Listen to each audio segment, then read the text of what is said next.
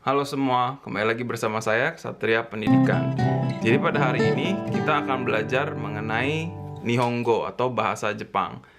Nah, di video kali ini, di video yang saya beri judul Road to N5 atau Jalan Menuju N5, itu kita akan belajar mengenai bahasa Jepang untuk bagi teman-teman yang tertarik untuk mengambil JLPT atau Nihongo Nyoryaku Shiken, yaitu seperti kalau bahasa Inggris misalnya IELTS gitu ya atau TOEFL, tapi yang untuk kemampuan bahasa Jepang. Nah, kalau teman-teman sebelumnya belum pernah belajar bahasa Jepang namun tertarik, ini adalah video yang tepat untuk teman-teman.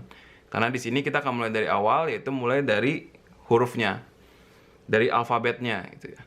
Nah, jadi untuk alfabetnya sendiri, alfabet bahasa Jepang itu dibagi menjadi dua, yang disebut dengan hiragana dan yang kedua yang disebut dengan katakana.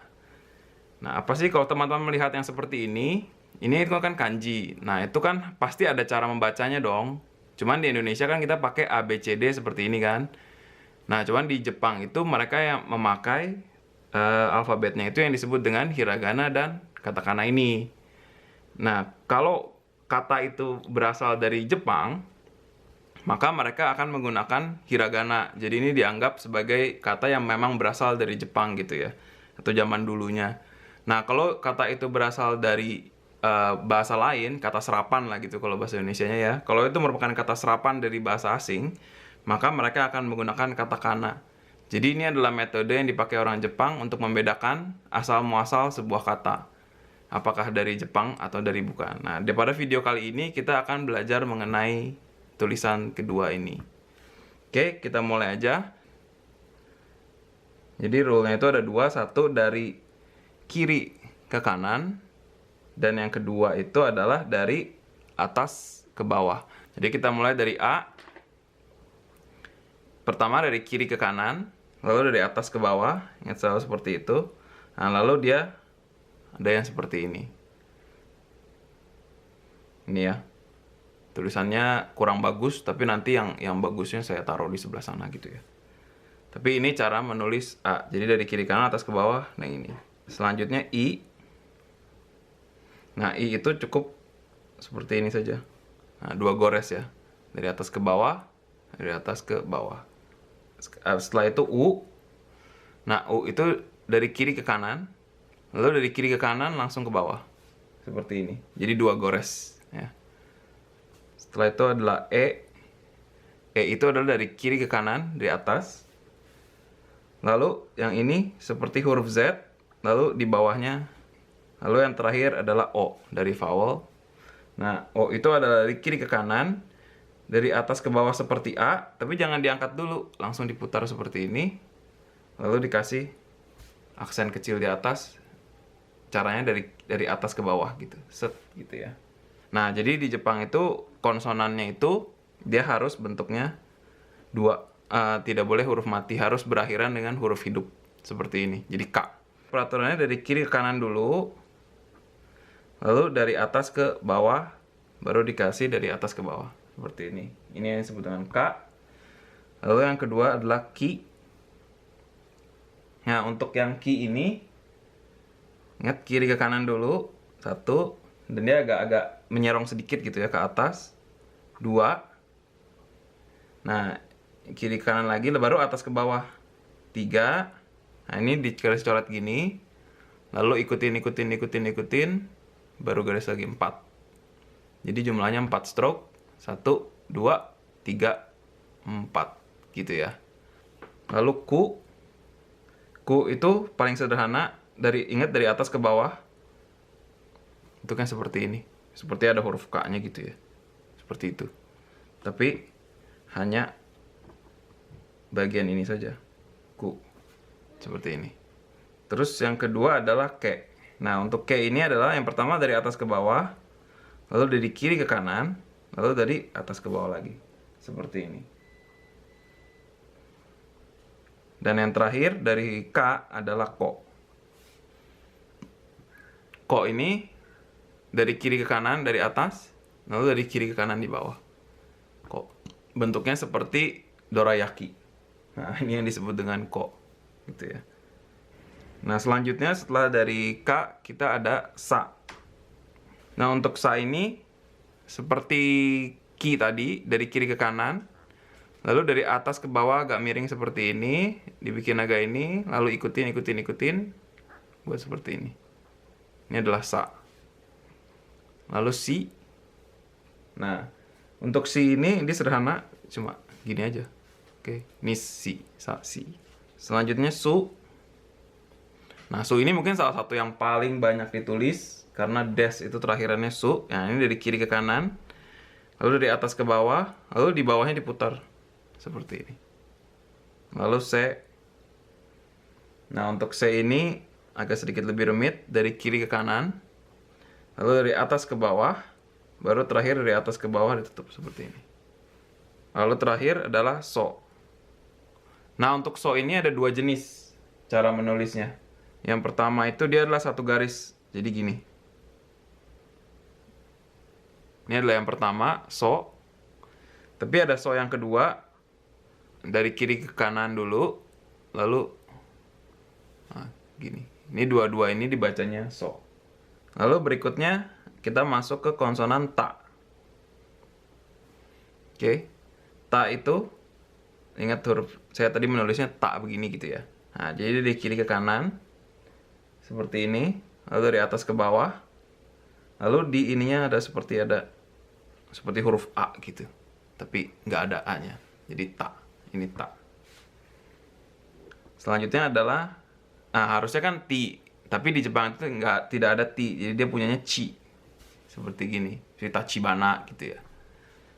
Nah, chi ini cara menulisnya dari kiri ke kanan. Nah, ini dari atas ke bawah tapi merahnya ke sebelah kiri.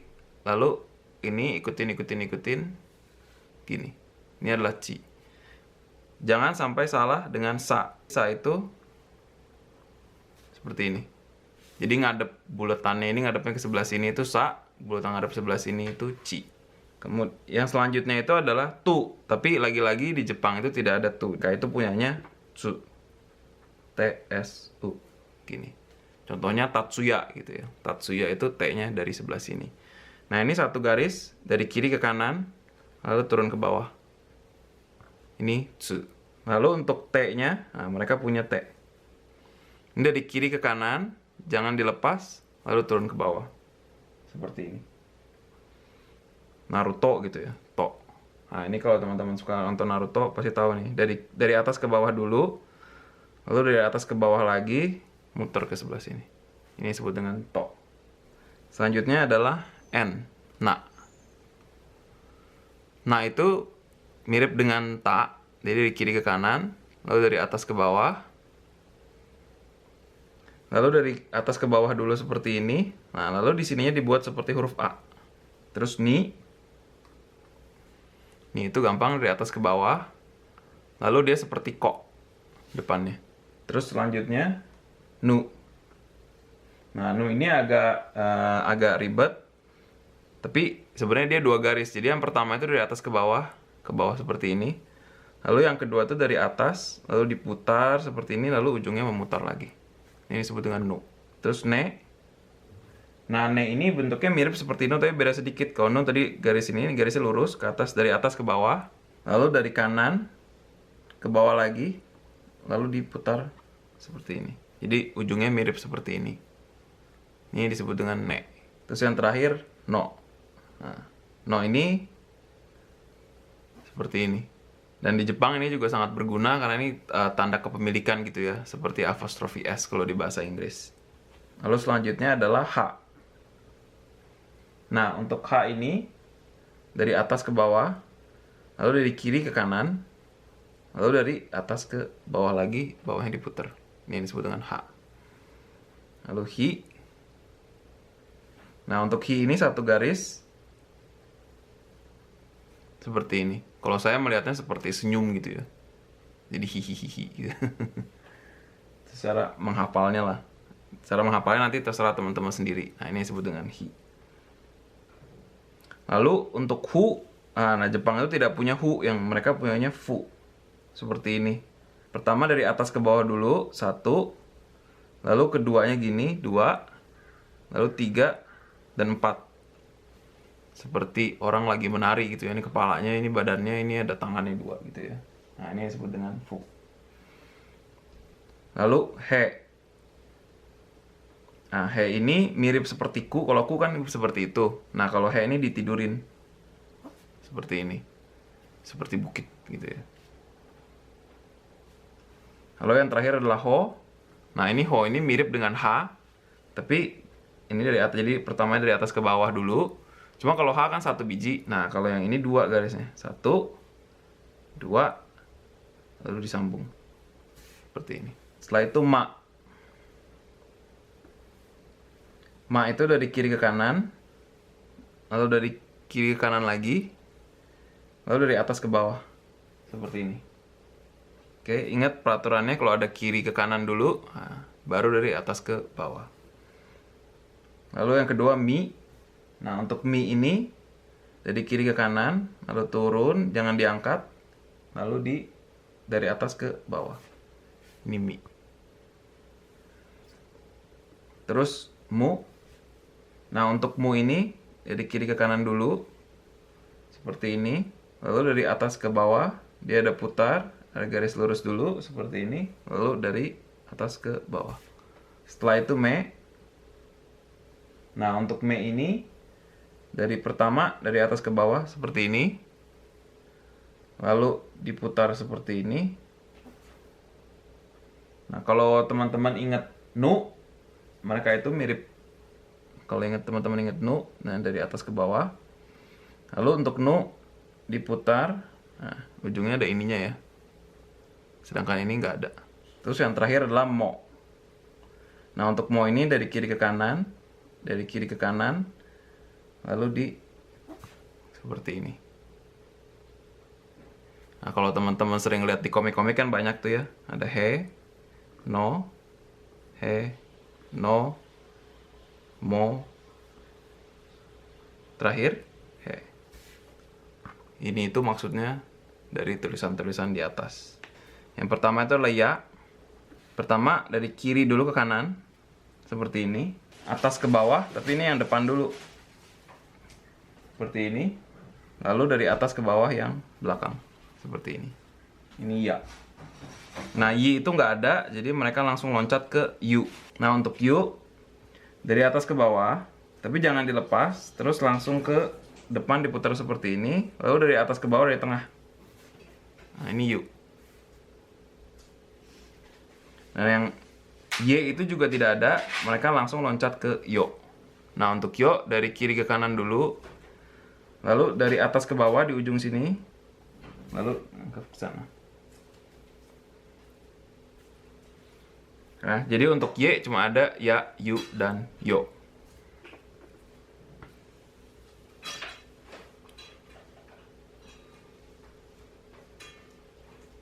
Lalu kita masuk ke ra. Nah, untuk ra ini dia ada dua stroke. Yang pertama dari kiri ke kanan dulu di atas. Lalu yang kedua dari sebelah sini, dia membentuk seperti huruf 5 gitu. Ini disebut dengan ra. Lalu ri. Untuk ri dia mirip seperti i. Kalau teman-teman ingat i itu kan seperti ini. Nah, untuk yang ri yang pertama turun dulu, lalu agak ke atas sedikit gitu. Lalu yang ini turun ke bawah gini. Jadi kalau yang i itu dia berhenti sampai sini, kalau yang ri dia turun sampai ke bawah. Lalu yang ketiga itu adalah ru. Nah, ini juga salah satu yang paling sering, karena mungkin teman-teman pernah dengar ru verb gitu ya. Nah, itu ujungnya itu selalu dengan menggunakan ini. Nah, itu dia seperti ini. Terus untuk re, dari atas ke bawah, lalu dari kiri ke kanan, ini turun sedikit aja, nggak usah banyak-banyak. Lalu dibuat seperti ini. Ini disebut dengan re. Lalu yang terakhir ro. Ini ya, itu dia mirip sekali kalau tadi teman-teman ingat ru. Seperti ini. Seperti ini. Nah, ro itu tidak ada ininya. Jadi dia cuma seperti ini aja. Huruf 3 gitu ya.